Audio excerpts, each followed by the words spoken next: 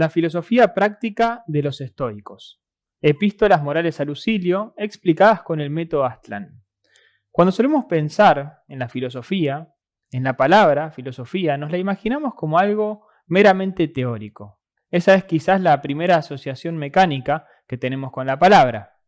Quizás pensamos en filosofía como distintos pensadores o filósofos que han expuesto sus ideas sobre qué es la vida y qué es el ser humano.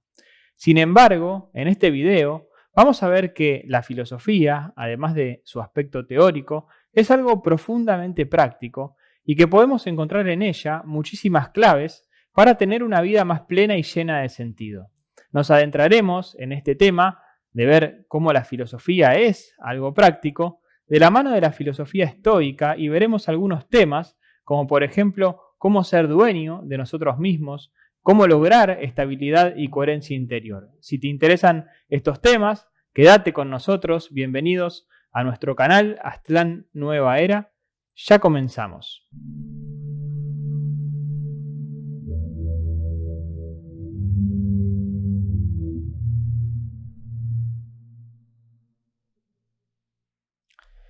Muy bien, vamos a ir leyendo en este video una epístola del filósofo Séneca, la epístola número 20, en donde Séneca le va explicando a su discípulo Lucilio la necesidad de que la filosofía sea en su vida algo práctico, de que realmente pueda concretar en su vida, en su día a día, ciertas ideas y conocimientos.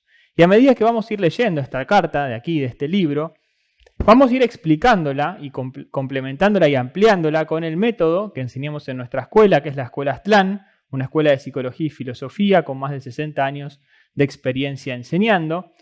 Esto es para que podamos sacarle provecho a estas enseñanzas del estoicismo. El primer fragmento que trajimos para leerles en el día de hoy dice así: si te encuentras bien y te consideras digno de llegar a ser algún día dueño de ti, me alegro, porque mía será la gloria si te sacare de esa inquietud en que te agitas sin la esperanza de salir. Bueno, aquí Séneca apenas comienza esta carta, ya va planteando varias ideas. En primer lugar, hay que tener en cuenta que estas son cartas que él le escribe a Lucilio, que era su discípulo, y aquí se muestra perfectamente la relación que hay entre un maestro y su discípulo, donde Séneca tiene un profundo sentimiento hacia él y desea profundamente que progrese como ser humano. Lo interesante es esto, que no busca un progreso exterior de su discípulo, sino que a él lo que le interesa es un progreso interior. De hecho, le dice que se va a alegrar si puede llegar a ser algún día dueño de sí. Y veamos un poco esto, ¿qué sería para cada uno de nosotros ser dueño de uno mismo? ¿Cómo podemos nosotros tomar esta enseñanza? Ya que Séneca obviamente escribe estas cartas a Lucilio, pero también nos está hablando a cada uno de nosotros. Entonces podemos ver este tema, cómo es ser dueño de nosotros mismos, a la luz de una idea muy importante en el campo de la psicología que da el gran filósofo armenio George Ivanovich Gurdjieff, creador del Cuarto Camino. Gurdjieff nos dice que así como el cuerpo tiene partes, la mente también tiene partes. Y él nos dice que la mente tiene tres partes principales. Una es la parte intelectual, él le llama centros, la parte intelectual, otra es la parte emocional y otra es la parte motriz. Entonces podemos ver cómo podríamos nosotros ser dueños de nosotros mismos en cada una de estas tres partes de nuestra mente. Por ejemplo, a nivel de nuestro centro intelectual, de nuestra parte intelectual, ¿cómo sería ser dueño de nosotros mismos? Para ir explicando un poco esto que Séneca le va queriendo decir a su discípulo Lucilio. Bueno, en primer lugar, sería que nuestros pensamientos no nos dominen. En general, lo que podemos ver es que nosotros no dirigimos nuestros pensamientos, sino que ellos nos dirigen a nosotros, se nos imponen en el día a día. Esto se puede ver tanto en pensamientos obsesivos que tenemos frente a algún tema en particular de nuestra vida, que sabemos que nos hace mal pensar de ese modo, pero que igualmente no podemos dejar de tener ese tipo de pensamientos. O también se puede ver a nivel de nuestras actividades diarias, que siempre nos acompaña una charla interior que se autoejecuta sola y que no nos impide estar presentes y concentrarnos plenamente en lo que estamos haciendo. Esto sucede inclusive en todas las actividades cotidianas de nuestra vida, cuando estamos cocinando, cuando estamos lavando los platos, comiendo. Siempre hay por detrás esta charla interior y entonces podemos ver que no somos dueños de nosotros mismos a nivel de nuestros pensamientos. Ser dueño de nosotros mismos en este punto sería tratar de cultivar la atención y no permitir que esos pensamientos tomen el mando de nosotros mismos y empezar gradualmente a dirigirlos. Esto nos lleva a reflexionar sobre algo importante, que es que lo que usualmente llamamos pensar, o uno dice habitualmente estoy pensando en esto, estoy pensando en aquello, en verdad no es pensar, sino que es un movimiento mecánico propio de la mente humana. El proceso de pensar es algo bien distinto, implica en primer lugar tener un conocimiento de la teoría sobre lo que quiero pensar y en segundo lugar es un proceso dirigido en el cual mediante la reflexión puedo ir sacando conclusiones de algún tema o encontrando nuevas soluciones a nuestros problemas. Otro punto que podríamos analizar sobre ser dueño de nosotros mismos en relación con la parte intelectual de nuestra mente es en relación, por ejemplo, a las verdades que creemos sobre qué es la vida, qué es el ser humano, qué estamos haciendo aquí en la Tierra, cuál es el propósito del ser humano. Son ideas de las cuales no somos dueños, sino que más bien las tomamos prestadas de lo que nos han dicho desde que somos pequeños, ¿no? Son ideas que nos han inculcado desde afuera, desde la educación que nos han dado en el colegio, por ejemplo, y nosotros las adoptamos como si fueran lentes para ver la vida sin investigación ni comprobación de por medio. Entonces, ser dueño de nosotros mismos a nivel intelectual sería poder rever si esas ideas son verdaderas o no, investigarlas, adquirir quizás otros puntos de vista para también someterlos a análisis. Por ejemplo, nos han dicho que la vida se trata de tener cada vez más dinero, ser exitosos, ser famosos, ser reconocidos. ¿Hemos puesto en tela de juicio esa idea? Quizás sí, indirectamente, ya que vemos que eso no nos sale y naturalmente decimos, tiene que haber otra finalidad, tiene que haber otra cosa en la vida. Tratar de ahondar justamente sobre esto y descubrir otras verdades es parte de este proceso de ser dueño de nosotros mismos a nivel intelectual. Profundizando un poco más, por ejemplo, a nivel emocional, en la parte emocional de nuestra mente, ¿qué sería ser dueño de nosotros mismos? Bueno, en principio no ser llevados de emoción tras emoción, sin poder realmente cultivar un sentimiento profundo y duradero. Fíjense que Séneca le dice a Lucilio, lo voy a releer porque es muy importante, le dice, porque mía será la gloria si te sacare de esa inquietud en que te agitas sin esperanza de salir. La emoción, la naturaleza de las emociones es el movimiento. La palabra lo dice, emoción con movimiento. Esto se traduce en nuestro día a día en que nos levantamos y estamos contentos, pero luego nos pasa algo y nos enojamos, luego nos acordamos de algo y nos deprimimos, y luego tratamos quizás de salir de esa situación de depresión, quizás evadiéndonos, buscando alguna nueva emoción. Todo el tiempo estamos de emoción tras emoción. No es que las emociones se puedan eliminar, son propias, son parte inherente de la vida humana, pero sí se puede ir haciendo un desarrollo de transformar las emociones que son negativas a través de una práctica diaria para ir logrando de a poco, gradualmente, cultivar sentimientos positivos, sentimientos profundos y duraderos que no cambien a merced de los acontecimientos propios del día.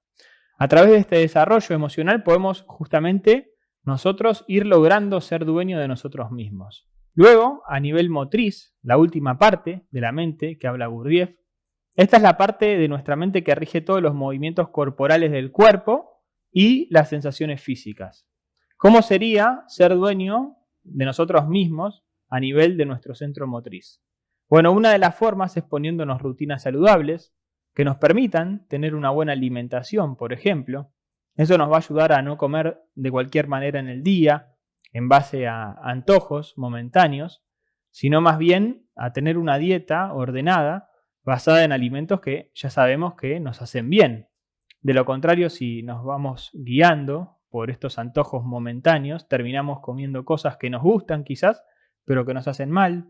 Luego de comerlas nos sentimos mal y nos arrepentimos, y eso sucede una y otra vez. Esta sería una buena manera de empezar a ser dueño de nosotros mismos a nivel motriz, a nivel de nuestro cuerpo. Sigamos leyendo esta epístola que le escribe Séneca a Lucilio. Dice así: Mas esta es, querido Lucilio, mi súplica y exhortación, que introduzcas la filosofía en el fondo de tus entrañas y que compruebes tu progreso no por lo que dices o escribes, sino por la firmeza del alma y por la disminución de los deseos. Demuestra las palabras con hechos. Ver la filosofía como algo práctico, esa es la invitación que le hace Séneca a Lucilio, que lo que escribe o lo que dice no quede solamente en datos. Esta es una idea que también podemos encontrar notablemente, que le decía Cristo, el maestro Esenio, a los fariseos, cuando les decía dicen y no hacen, ¿no? Se estaba refiriendo a lo mismo, donde justamente literalmente les dice que estos atan cargas pesadas y difíciles de llevar y las ponen en los hombros de los hombres, pero que ellos ni con un dedo quieren moverlas, ¿no? Entonces, pienso que esta idea es importante porque estamos en una época donde justamente los datos son lo que abunda, ¿no? Estamos acostumbrados en nuestro día a día a llenarnos de datos sobre casi absolutamente todo. Esto ha aumentado también muchísimo con el tema del celular, el cual tenemos a disposición todo el tiempo y cuando no sabemos de algo, lo vamos a buscar allí. Ahora bien, ¿de qué le sirve al ser humano tanto dato? Podemos preguntarnos. ¿Han servido todos estos datos, toda esta acumulación de información para mejorar nuestra vida? ¿O por el contrario vemos que la vida actual ha empeorado? Vemos gente, por ejemplo, cada vez más buena, cada vez más sabia. Aquí hay una diferencia crucial entre tener muchos datos y la sabiduría. La sabiduría no es tener muchos datos, sino que implica algo práctico. Implica, sí, por supuesto, un saber, pero también implica haber puesto en práctica esos conocimientos y haber logrado con ellos ciertos resultados. Y aquí Séneca habla puntualmente de dos resultados. Habla de la firmeza del alma y la disminución de los deseos. Vamos a explicar cada uno. Con firmeza del alma, ¿a qué se refiere? Bueno, aquí cuando los antiguos griegos, tanto Sócrates, Platón, Aristóteles, como también los filósofos estoicos, cuando hablan de alma, se refieren a la mente humana. Ellos en verdad hablaban de una tríada que es soma, psique y nous. Soma es el cuerpo, la psique es el alma, o lo que en nuestra época moderna viene a significar mente, y nous es el espíritu. Por tanto, cuando aquí Séneca le dice a Lucilio la firmeza del alma, se está refiriendo a una cualidad que todo ser humano puede alcanzar, de ser firme interiormente, de no corromperse. Algo firme es algo que se sostiene en el tiempo. Su contrario, por ejemplo, es lo blando, lo débil, lo que no se sostiene. Sin embargo, hay que entenderlo bien porque ser firme no significa ser rígido o dogmático. Una imagen bien ilustrativa, por ejemplo, para entender esta cualidad de la mente es el tronco de un árbol, que es firme y se sostiene por cientos de años, pero que a la vez es flexible. Fíjense que las fuertes ráfagas de viento no lo quiebran, si bien son firmes, tienen la capacidad de flexibilizarse de un lado para el otro.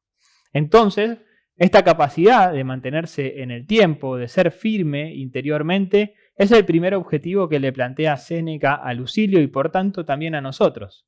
Y luego le plantea un segundo objetivo, que es la disminución de los deseos. Y aquí pienso que uno podría argumentar, pero ¿por qué tendría yo que disminuir los deseos? ¿Son algo malo los deseos? Bueno, y aquí viene a cobrar importancia una idea que es de la psicología también de Jung y del cuarto camino, que es que los deseos y las necesidades del ser humano no son lo mismo, sino que son dos cosas distintas. ¿Sí? Las necesidades son pocas y necesitamos, por supuesto, suplirlas para tener una vida armónica, para tener una vida equilibrada, para tener una vida feliz. Y una vez que las tenemos y las suplimos, ya están, quedan satisfechas. En cambio, los deseos son muchos y en general nunca se acaban, son inagotables. Por ejemplo, el ser humano necesita, vamos a hablar de las necesidades, el ser humano necesita para vivir una vivienda, por supuesto, alimento, por supuesto, pero no solamente eso, sino que también necesita, como una necesidad, al mismo nivel o incluso más importante que la vivienda y el alimento, necesita una vida afectiva armónica y también necesita un conocimiento que le permita comprender las cosas que le suceden. Estas son necesidades del ser humano. Por el contrario, los deseos pueden ser millones y no se satisfacen, son inagotables. Por ejemplo, deseo ser millonario y en vez de tener una vivienda para vivir, deseo tener 50 viviendas. Nunca voy a estar satisfecho. Siempre voy a querer más o mejores viviendas para saciar ese deseo. Inclusive, esos deseos, si nos ponemos a pensar más profundamente, generan muchos problemas, porque al querer abarcar mucho, finalmente, el ser humano no puede aprovechar bien nada. O lo que hablábamos antes, por ejemplo, de la comida. Deseo comer todos los dulces del kiosco, de la tienda. Uno lo puede hacer, pero inevitablemente eso va a generar muchos problemas digestivos, gástricos, etc. Por tanto, aquí Séneca le aconseja a Lucilio disminuir los deseos y concentrarse en las necesidades, que son las que al fin y al cabo va a necesitar para tener una vida más plena.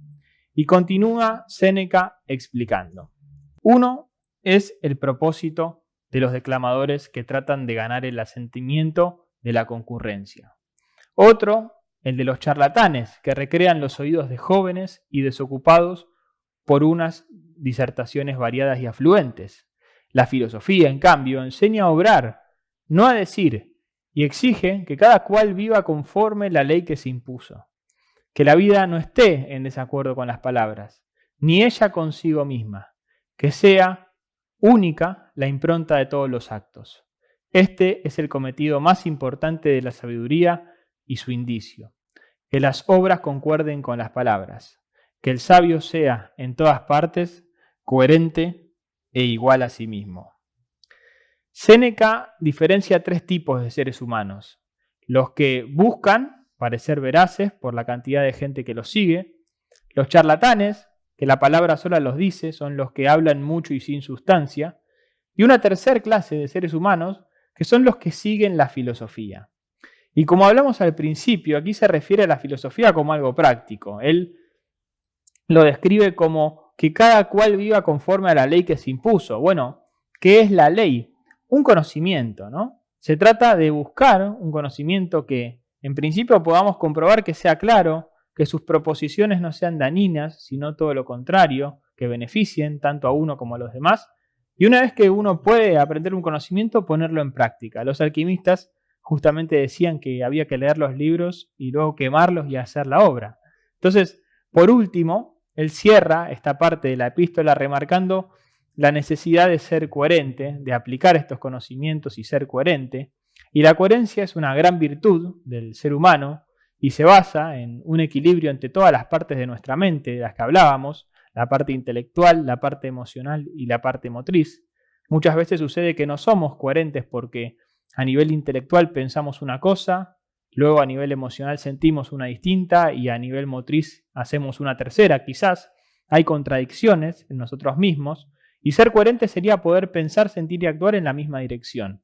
Por supuesto, suena lindo decirlo, pero hace falta un conocimiento, un contexto y una práctica para poder ir lográndolo. Si te interesa aprender justamente este conocimiento de manera ordenada, de manera metódica y obtener una guía de cómo llevarlo a la práctica, para eso tenemos los cursos que damos en nuestra escuela, la Escuela Aztlán.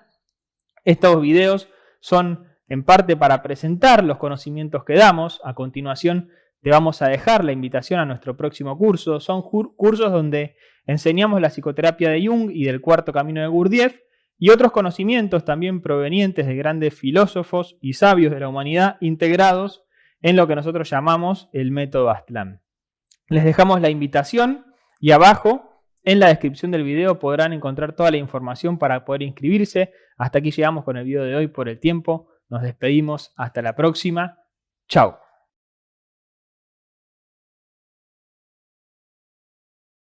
Desde la Escuela de Psicología y Filosofía Aztlán te invitamos al próximo curso de la psicoterapia de Carl Gustav Jung y el método Aztlán.